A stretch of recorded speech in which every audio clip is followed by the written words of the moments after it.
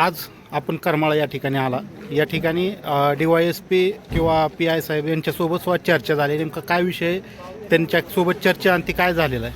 काल वरकटणी तालुका करमाळा या गावामध्ये आमच्या बारामती तालुक्यातील मुढाळे गावचे आमचे धनगर कुटुंबीय वाटेनं जात असताना त्यांच्यावरती त्या ठिकाणी 10 इसमांनी अमानुष अशा प्रकारचा हल्ला केला आणि एवढी प्रचंड मारहाण केली की आता ती सगळी मंडळी या माझ्याबरोबर हिता आता आबा हिता आहे, त्याची मुलगी, आणि त्या ठिकाणी त्या मुलीला उचलून नेऊन कुठंतरी केळीमध्ये जायचं आणि तिच्यावरती सर्वांनी मिळून रेप करायचा अशा प्रकारचा विषय त्या ठिकाणी झाला. एक 70 वर्षाची आजी होती, तिच्यावरती एवढा मोठा प्रहार झाला की तिचा जो डोळा आहे तो डोळा पूर्णपणे निकामी झालेला आहे. सकाळी 8 वाजताच बारामतीच्या रुग्णालयामधून त्या ठिकाणी तिथल्या डॉक्टरांचं म्हणणं की हा डोळा काढून टाकावा लागेल.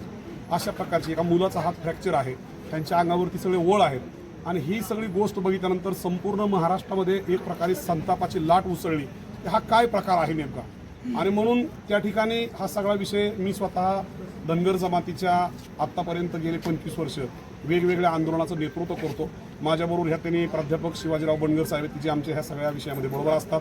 दौंड तालुक्यामधील, बारामती तालुक्यातील वेगवेगळ्या तालुक्यामधील जे धनगर बांधव आहेत जे ह्या विषयामध्ये सक्रिय असतात, अशी सगळी मंडळी आम्ही इथं हर्षवर्धन बारोकर आहेत, सतीशजी कुलाळ आहेत, वेगवेगळ्या तालुक्यातून आम्ही इथं आलेलो आहे. आणि आता IPS अंजना कृष्णा मॅडम आणि PI माने साहेब या दोघांनाही आम्ही त्या ठिकाणी निवेदन दिलेलं आहे की घटनेला 22 तास उलटून गेलेले आहेत. अजून 24 तासाचा कालावधी आम्ही पोलीस प्रशासनाला देतो आहे. त्या ठिकाणी एकूण 10 आरोपी आहेत, त्यापैकी 6 जण डिटेक्ट झालेले आहेत, 3 जणांचं डिटेक्शन राहिलेलं आहे. परंतु ह्या सर्वांना उद्या दुपारी 4-5 वाजेपर्यंत जर पोलीस प्रशासनानं जर त्या ठिकाणी अटक केली नाही, कारण त्यांच्यावरचे जे गुन्हे आहेत, कारण पोस्को सारखा भयंकर गुन्हा त्या ठिकाणी आहे, 307 त्या ठिकाणी लावलं गेलं पाहिजे. कारण एक डोळा पूर्णपणे निकामी आहे, तिला ससूनला नेऊन तो डोळा काढून टाकावा लागणार आहे.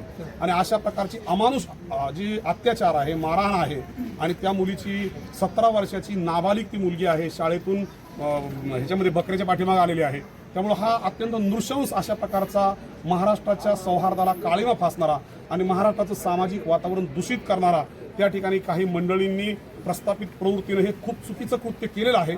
या गोष्टीची जेवढी निर्भत्सना करावी, जेवढी निंदा करावी तेवढी थोडी आहे.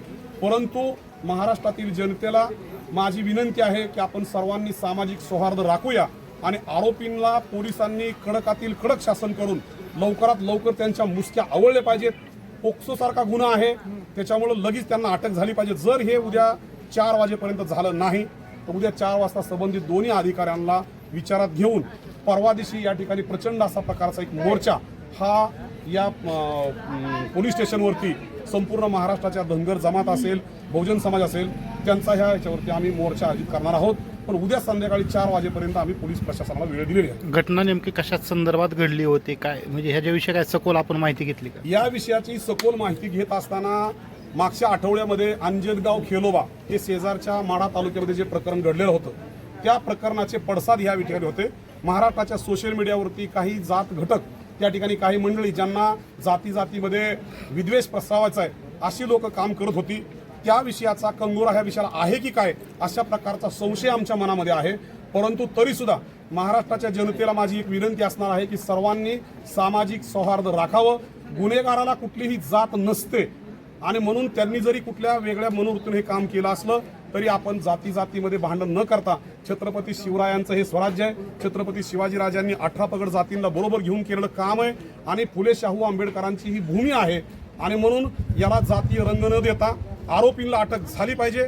त्यांनी जे नृशंस कृत्य केले त्याची आम्ही निंदा करतो आणि त्याच्या पाठीमागे जर त्यांच्यामध्ये काही जातीचा विषारीपणा असेल तर तो पोलिसांनी ठेचून काढला पाहिजे आणि अशा प्रकारच्या घटना आता महाराष्ट्रामध्ये झाल्या नाही पाहिजेत असं आमचं या ठिकाणी म्हणणं आहे. सर, आपण PI साहेब आणि DYSP यांच्याकडे गेला होता, नेमकं काय त्या ठिकाणी त्यांच्याकडनं काय आश्वासन मिळेल का?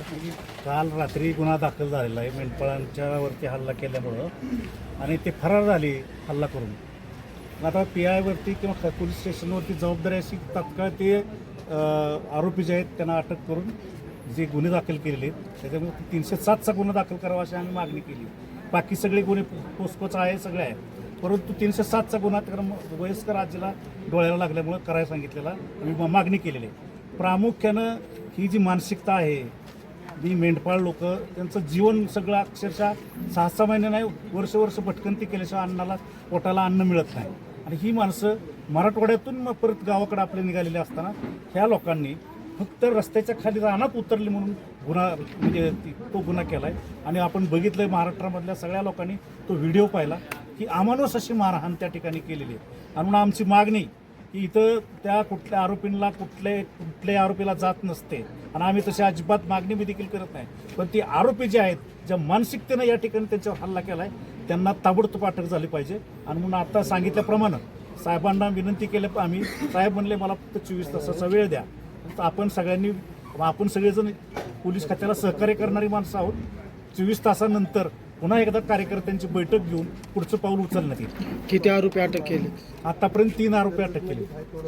सर ह्या सर्व प्रकरणासंदर्भात जे वरिष्ठ नेते आहेत म्हणजे महादेव जानकर साहेब असतील, हाके साहेब असतील किंवा पडळकर साहेब किंवा आता जसं धनगर समाजाचं नेतृत्व करणारे सुद्धा या ठिकाणी आलेले आहेत, मग इतर सुद्धा ही कोण येणार आहेत का वरिष्ठ मंडळी? नाही, त्यांचं सगळ्यांचं या प्रकरणावरती बारीक लक्ष आहे. प्रत्येकाने SP साहेबांशी पालकमंत्र्यांशी बोलणं केलेलं आहे आणि थेट SP साहेबांच्या माध्यमातून इथं DYSP मॅडम आणि मानेसाहेब PI यांना प्रत्यक्ष सगळे मेसेज आलेले आहेत, सूचना आलेल्या आहेत आणि त्याप्रमाणे त्यांची कारवाई देखील चालू आहे. तुमचं काही येण्याचं काय तसं काय सांगितलं तसं येण्याच्या संदर्भातला मेसेज आले? त्यांची आम्ही सगळी इथं मंडळी जी आहेत ती त्यांची अनुयायीच आहेत त्या सगळ्या लोकांची. त्यामुळं इथं काय घडतंय काय नाही आम्ही त्यांना इथं सांगत असतो आणि त्यांची भूमिका ज्यावेळेला इथं काय निगेटिव्ह होतंय त्यावेळेला ते यात पुन्हा स्वतः वैयक्तिक लक्ष घालते. परंतु आतापर्यंत साहेबांनी आजच्या 24 तासात 3 जणांना अटक केलेली. राहिलेल्यासाठी आपण त्यांना वेळ दिली. ते काम करत नाहीत असं दिसल्यानंतर पुढं आहेच मग सगळी नेते मंडळी आहे, मग बाकी सगळीच उतरतील त्याच्यामध्ये. सर, ही जी अशा घटना होत आहेत नेमकी ही घटना निमित्त आहे, पण पुढेही भविष्यात अशा घटना होऊ नये म्हणूनच तुमच्या काय मागणी आहे? नाही, म्हणूनच तर हे सगळं जे आहे हे लक्ष घालायचं कारण काय, आता हे पांडुरंग मिरगळांना राज्यस्तरावरती आमच्या समाजाचं काम करतात. ही सगळी मंडळी येण्याचं कारण एकच आहे की ह्या लोकांचा मुसक्या आवळा जेणेकरून पुन्हा कुणाची हिंमत होणार नाही. त्यांना एकदा कळलं ना की इथं पोलीस स्टेशनमध्ये काय असतात बसल्यानंतर तर पुन्हा कुणाची धाडस होणार नाही. पण सरकारकडे तुमची काय वेगळी काय नाही? सरकारकडे मागणी काय की धनगर समाजाला जी भटकंती करणारा धनगर समाज आहे त्यांच्यावरती कायमच तुम्हाला सांगतो म्हणजे पूर्ण आरक्षित करायला पाहिजे अशी आमची मागणी की त्या लोकांना पूर्ण जर आरक्षित केली, जमिनी आरक्षित केल्या तर त्या ठिकाणी त्यांना चारता येईल. हे अशा वारंवार घटना घडतायत. कुणी नाही कुणी त्यांना अडवते, कुणी नाही कुणी मारते. पाठीमागे एक जणांची हत्या देखील झालेली मराठवाड्यामध्ये. हे भयानक सगळ्या गोष्टी घडतायत आणि म्हणून ह्या गरीब वंचित घटकावरती सरकारने लक्ष द्यावं. सरकारने यापुढे यांना संरक्षण कसं मिळेल अशा पद्धतीची कार्यवाही करावी अशी मागणी आहे. अण्णा आंदोलनाचं स्वरूप कशा प्रकारचं असेल? उद्या 4 वाजेपर्यंत जर सर्वचे सर्व आरोपी अटक झाले नाहीत तर परवा दिवशी या ठिकाणी आम्ही मोर्चा काढणार आहोत आणि तो मोर्चा अति विराट मोर्चा असेल आणि त्या मोर्चानंतर त्या ठिकाणी आमरण उपोषण सुरू केलं जाईल. या ठिकाणी जोपर्यंत सर्व आरोपींवरती आमच्या म्हणण्याप्रमाणे जे ॲक्च्युली घडलेली घटना आहे तशा प्रकारचे गुन्हे दाखल होऊन तशा प्रकारची कार्यवाही जोपर्यंत होत नाही तोपर्यंत मोर्चानंतर या ठिकाणी आमरण उपोषण असेल ह्या कार्यालयाच्या समोर आणि त्याच्यामध्ये संपूर्ण धनगरी जमात, संपूर्ण बहुजन समाज हा त्याच्यामध्ये सामील झालेला असेल.